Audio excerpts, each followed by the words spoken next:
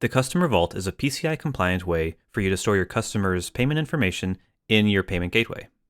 I currently don't have any customers saved to this account, so I'm going to go to Customer Vault in the main menu and hit Add Customer. Depending on what's active on your account, you may or may not see this page, but if you have options for credit card and check, you'll be able to choose what sort of customer you're adding. I'm going to add a credit card. So I'm taken to a page that's very similar to the sale page, where I'm going to enter all the billing and shipping information for this customer, and all required fields are marked with a red asterisk. In this case, all I have to enter is a card number and an expiration date. Everything else is just extra. Okay, so I've entered all their information here. I'm going to make their billing information exactly the same and hit submit. There we go. Now the customer has been saved to the vault. I can add another customer from here. I can go back to this new customer vault record, or I can go to my customer vault list. I'm going to go through the main menu though, and on Customer Vault, I can now choose List Customers. You have a search form here where you can search for specific customers based on their vault ID, their last name, billing ID, account number, and the like, but I'm just going to hit Submit to search for all customers in this account. So only one result came back, and that's for my Jane Doe customer. You can click into their name to see information on their Customer Vault record. They have a billing ID with their billing information, and they have a shipping address as well. So these are billing methods and shipping addresses. We'll come back here, but I'm going to go back to this main page, and you can also see there's a Customer Vault ID. That's a unique identifier for this customer in my vault.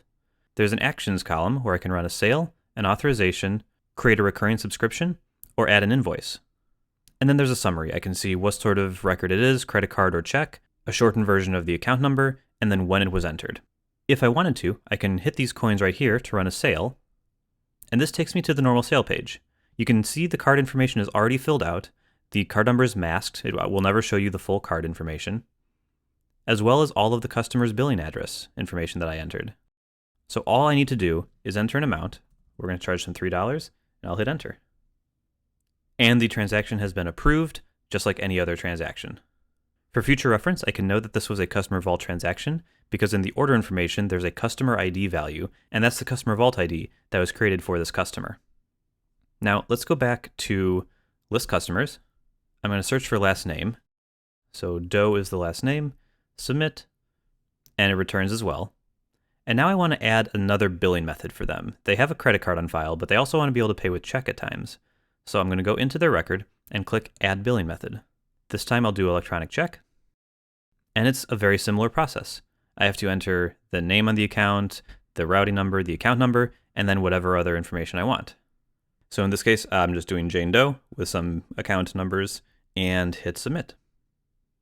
There we go, it's been added to the vault, and when I go back to this Customer Vault record, I can now see they have two billing methods available. One is that Visa card that I added earlier, and now they have their checking account.